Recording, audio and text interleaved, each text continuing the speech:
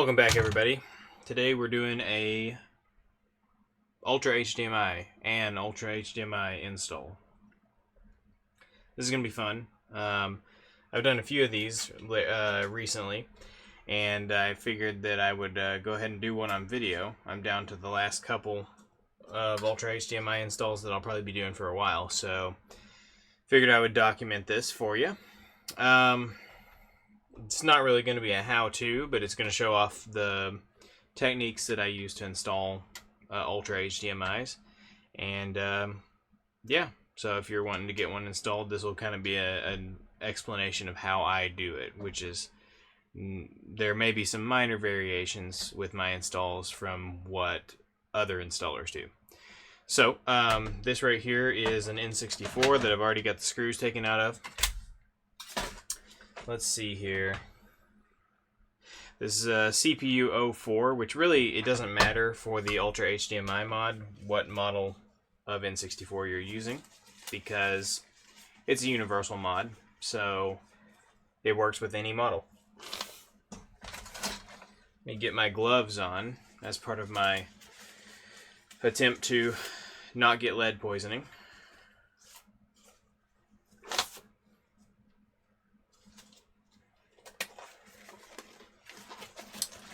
Okay, so the Ultra HDMI mod is an interesting one. Personally, I don't have it installed in my personal N64, and that's mainly because I don't really care about the N64 that much. I grew up with it, but honestly, I don't have a lot of strong feelings about it. It just never resonated with me like the Super Nintendo and the PlayStation did.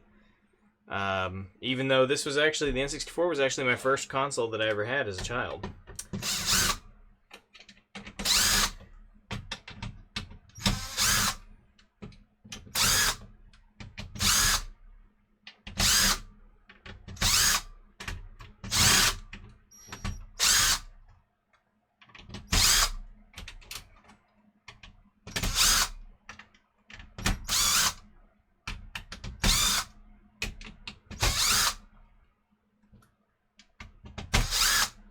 But anyway, so yeah, and my personal N64 just has one of my N64 RGB mods in it, and that's plenty for me. But for people who really do love the N64, I totally understand the Ultra HDMI mod's appeal, because it's just so nice. The Ultra HDMI mod is a really nice mod. It's well designed, and it's very plug and play and very convenient. So if you just want to get an N64 not looking like absolute shit on a TV, then the Ultra HDMI mod is a great way to do that. And I know that something's going on with Marshall, the creator of the Ultra HDMI. He's doing a new hardware revision or something like that, and so there haven't been any new Ultra HDMIs produced in like a long time, like close to a year now, I think. And so with that being said, this may be one of the last few kits out there that haven't been installed. And I don't know when the new hardware revision is going to actually be available for purchase. But when it comes out, I will certainly be doing installations for it. But yeah, we'll have to... It remains to be seen what that's going to be like. I've heard rumors that the hardware revision 2 is going to have a DAC built into it for RGB output. So it'll be a dual mod, RGB and HDMI. That's pretty cool. If true, pretty cool. Okay, let's see here. Go ahead and get this board out of here.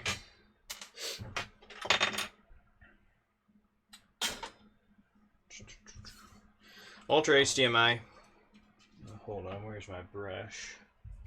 I like to brush all the dirt and grime out of there. The UltraHDMI is a pretty fun install because it has this nice ribbon cable that makes for a pretty easy install. Alright. Okay. So to prep, of course, what I'm going to do is get this area fluxed, because this is where the ribbon cable is going to be installed.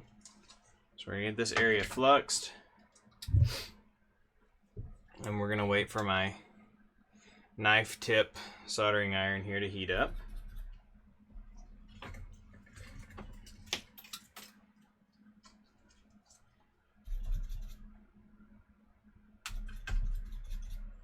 Get it nice and clean. Alright, so what I'm going to do now is just put some fresh solder on the tip of this knife edge soldering tip, and I'm just going to come in here and wet these solder joints. Basically just do a little reflow here to get nice fresh solder on there. And you're going to have some bridges, which is fine, because you can clear those very easily.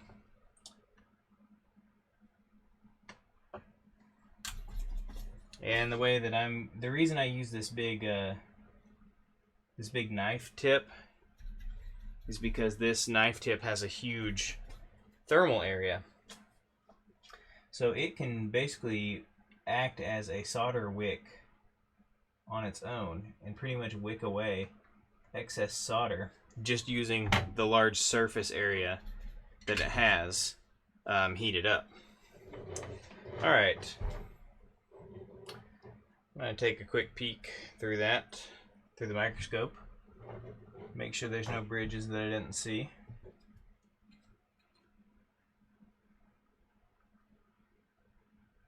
No bridges, but there are still some pins that don't have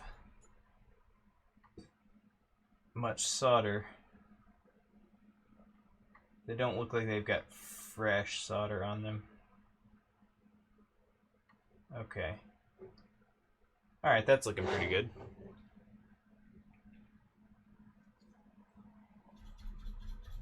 Okay.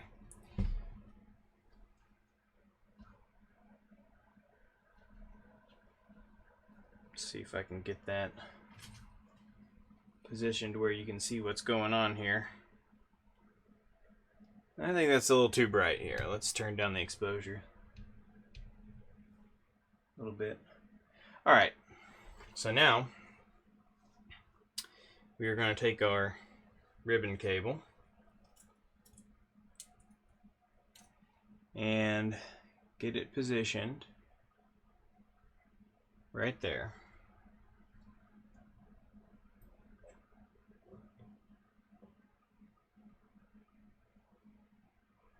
Okay, so that little white dot, let's see here, this little white dot on the silk screen right here, you want to have the first pin of this ribbon cable here, the next pin up from that white dot there.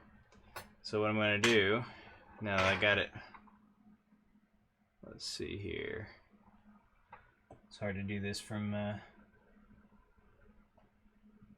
looking at the screen. Okay, so I've got it positioned right now. What I'm going to do is come in here and just tack it in place.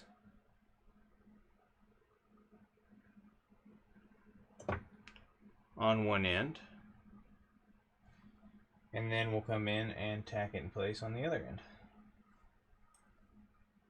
Alright, so now that's all tacked in place. I'm going to add just a smidge of solder onto my tip here. Just a smidge. And then I'm going to come in here and just drag through the rest of the pins and pads.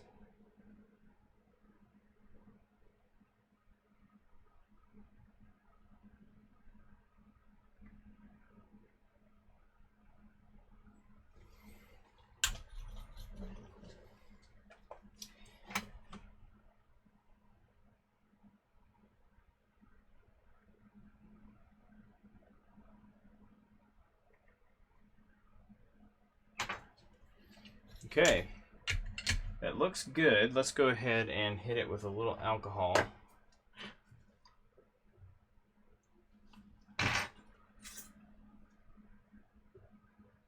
And as you can see if I can get it positioned right, there's no bridges, and all of those connections look good. Go ahead and dry up that alcohol there.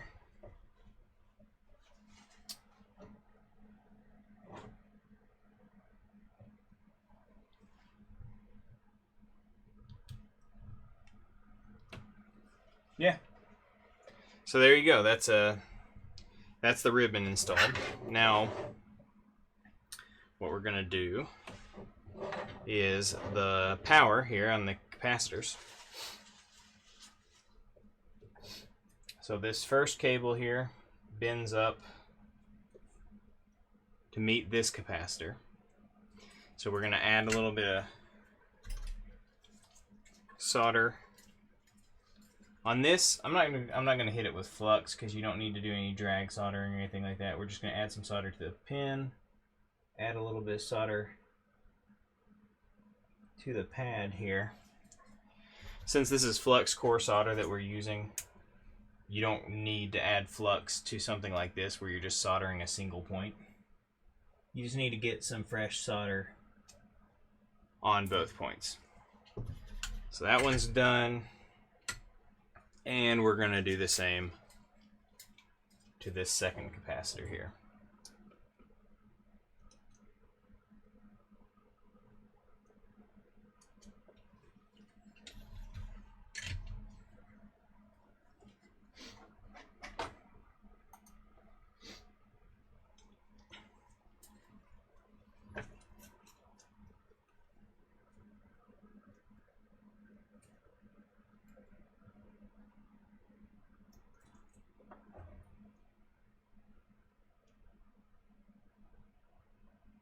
Get that in place. All right, add a little bit of solder to tin that pad.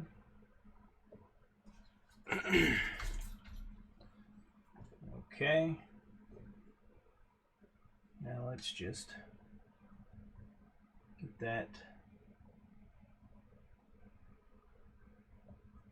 anchored down nicely. Okay, power is done. Video and audio is done. Now the next part that we're going to have to do is, well, first of all, let's fold over. There's a fold line here for the ribbon cable that you fold over.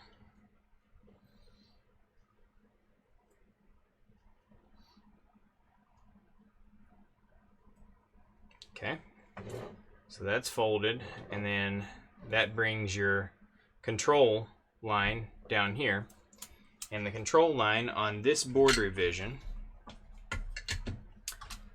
goes to the PIF NUS, which is the peripheral interface. On this particular model, controller 1 is on pin 16 of the PIF NUS. So what we do is we bring this down. We bring this pin down, or this extra little pad, this dangling, this little dangling little finger, with this extra pad. We bring it down and we solder it to the PIF NUS. So what we're going to do is a little fold.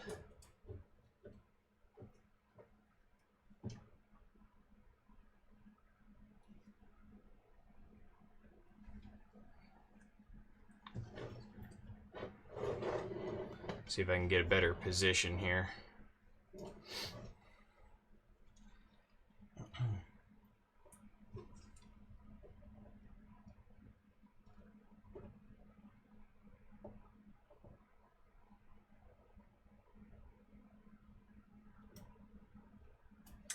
I don't think that y'all are going to be able to see this very well, but gonna try.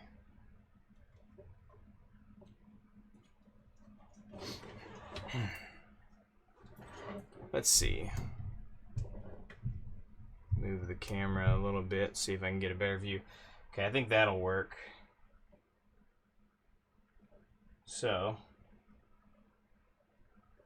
basically what's going to happen is I'm going to bring this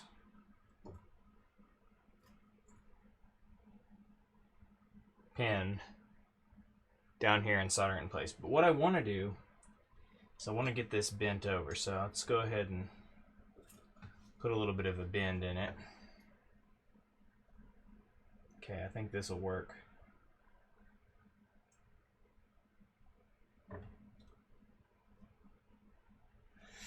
Ah, good Lord. Good Lord.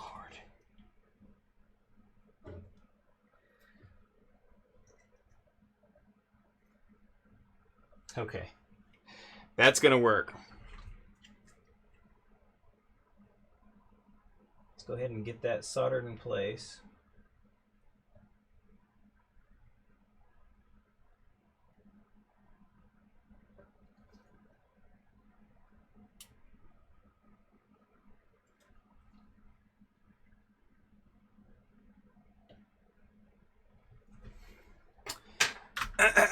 Alright, that's done. And then we're just going to put that little bend. Just press that down a little bit so you have a little bit of a bend there. Okay, so that's done. What we're also going to do while we're in here is we are going to add a wire for reset, because the IGR function of the UltraHDMI, I think, was added after the original design was finalized. I think it was just a software update. So if you want to be able to do reset from the controller, then you have to add your own wire for IGR that connects to the reset line of the PIF NUS. So just going to solder pin 27. Just going to take a little wire here, solder that to pin 27, and then that'll come out with the ribbon cable up at the top. So alright, so we're done under the hood. Pretty straightforward. Let's go ahead and put the shielding back on.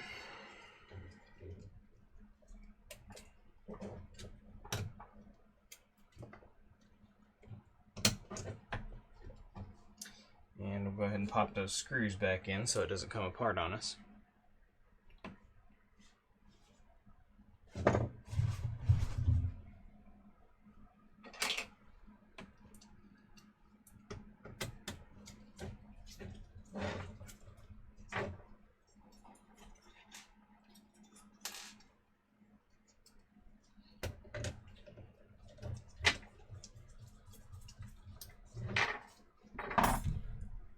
Alright, so now that we're out here, one of the things we have to do is get the UltraHDMI board installed in the console shell.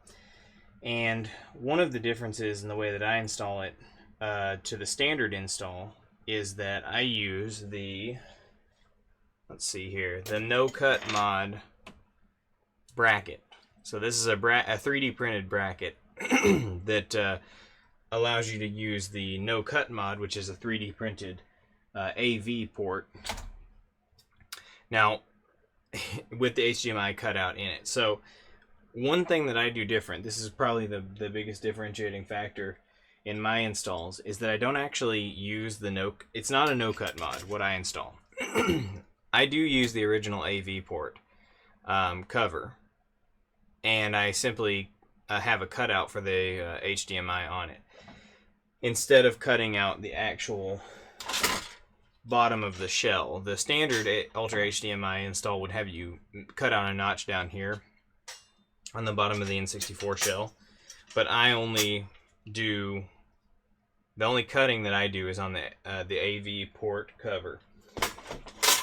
The reason I still cut it out instead of doing a completely no-cut mod is time, basically.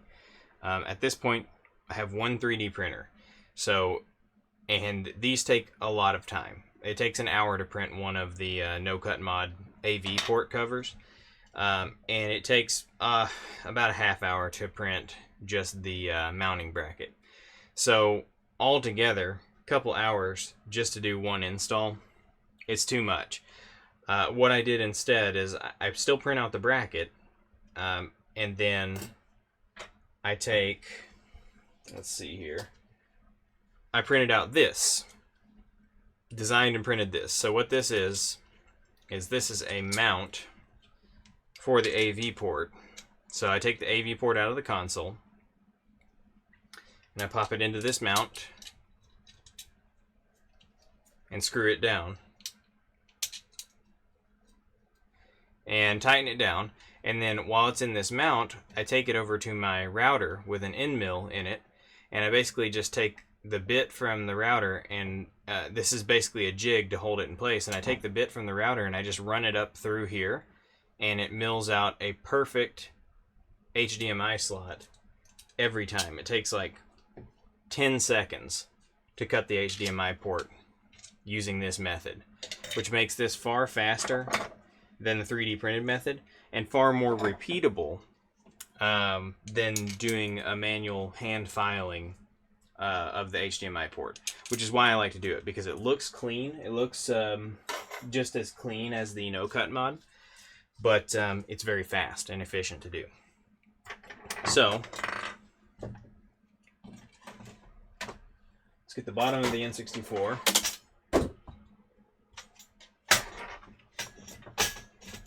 So we do away, when you're doing the no-cut mod, you do away with the bottom shielding because it just gets in the way. And we take our Ultra HDMI and we simply stick it right down here.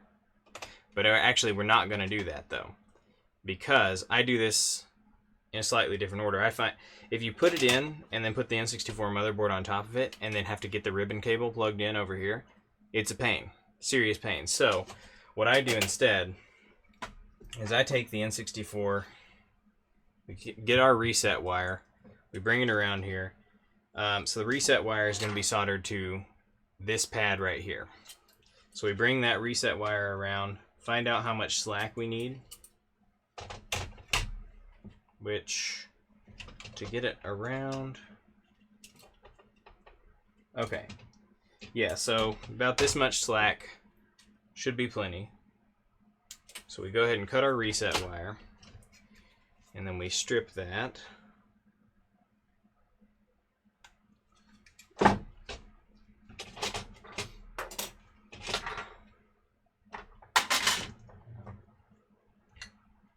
Okay, got our reset wire cut, stripped, and we're going to tin it real quick with some solder.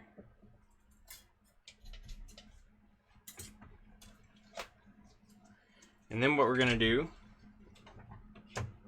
trim it just a little bit here, and we're going to go ahead and solder it to this pad. And this pad is a through hole pad, so just take it, poke it into the hole, and go ahead and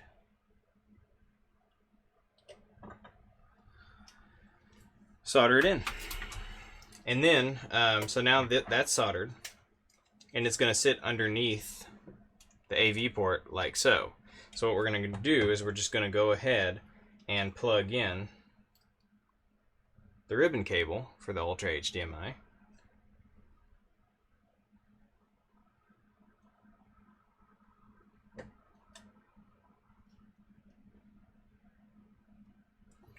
Okay, so that's ready to go. So now what we can do is just take it as one complete package.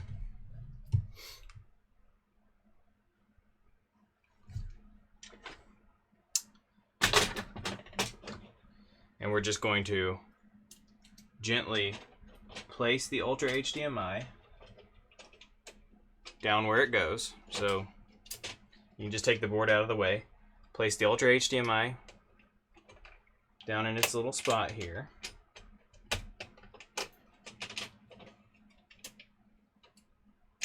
Hold on just a second. We're going to go ahead and pop this little screw thread insert out temporarily. Okay, I'm going to go ahead and pop the Ultra HDMI down into the slot where it belongs, where it lives. Okay, and we'll take our little screw insert and put that back in. And then simply set the N64 motherboard on top of that hole set up there. So there you go. That's it. Alright, and then we're going to take our multi-out cover that has the HDMI cutout in it already. We're simply going to pop that in place. And now you can see you've got an HDMI mod right there that looks good. Looks good. Is very precise and accurate. Doesn't cut into the main plastic body of the console, just this little AV port. And is very fast for the installer to do. So, alright, we got everything put together to the point that I can go ahead and do a quick test. Let's go ahead and fire this up and do a test. Now, I don't remember how my capture card likes Ultra HDMI, so we'll have to see if my capture card can deal with Ultra HDMI signals. Let's get us over into game capture. And plug the OSSC. We definitely don't need that.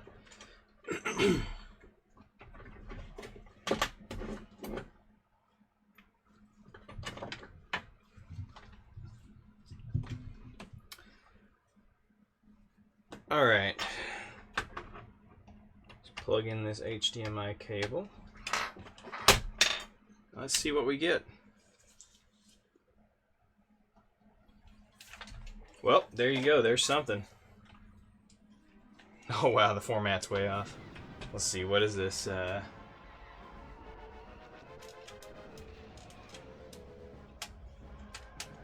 What are we working with here? Whoop. No. There we go. 720p. Let's drop it down to 480p. And see how the capture card does with that. Oh, okay. Well, it didn't like that.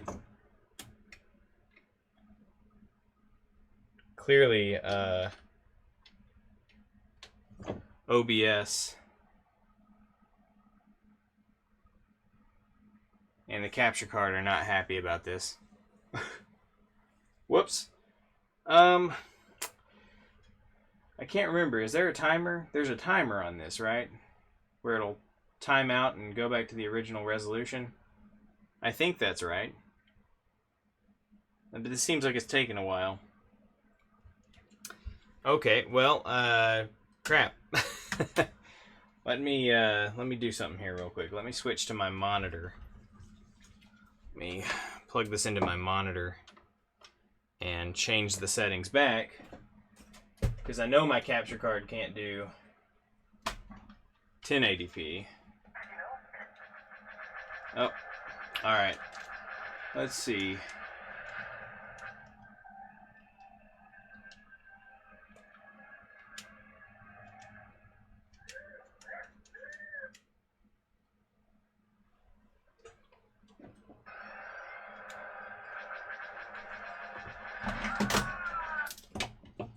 Okay, that should be fixed now. should be back to 720p. Yep, there you go. Alright, well, the aspect ratio is just way off because my setup in OBS is off. Let's see. Oh, okay, it's set to 640 by 480. Let's go ahead and set it to... There you go. 720. Well, at least the aspect ratio is correct. Hey, there you go. So, that's Rogue Squadron. Let's see what else we can do in here. We need to turn on in-game reset. We'll go ahead and turn that on. And go ahead and save that as a preset. Okay, so now we should be able to reset the console. Which we can via button combo. There you go. Yeah, that's pretty much it. I guess the only difference in my installation from other installations that you'll probably see is that I use the no-cut mod mount, but I don't use the actual no-cut mod AV port. So mine is not a no-cut mod. I mean, and I'm not trying to deceive anybody on that. It's not a no-cut mod, but this to me is just a more practical way to do the UltraHDMI install. It works really well for me. It's really practical, really fast, and that's to me that's what's most important. I like to use the. Here's the thing. This is what I feel about 3D printing. 3D printing I feel like is better for making tools and fixtures to allow you to use other production methods that can get results faster.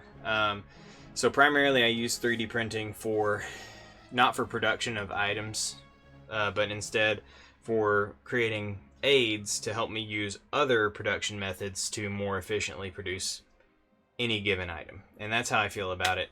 Sometimes you have to 3D print an actual product because the alternative will be getting something injection molded or something, and that's not practical for most people. But you know, it is what it is. Yeah, so that's how I install an Ultra HDMI mod. I do offer this service. You can see in the description of this video a link to the page where I sell this service. You can see my pricing and details on the installation and everything there. But that's pretty much it. Be happy to see somebody send in their own console for this mod service in the future. Alright, we'll catch you next time. Bye.